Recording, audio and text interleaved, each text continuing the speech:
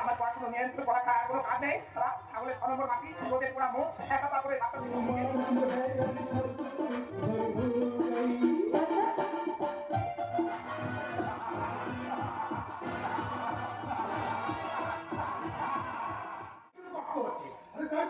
বলেছি ও খুব শিখি একটা রান্নার লোকের ব্যবস্থা করে দেবে কি বেশি আপনি ভুল করছেন।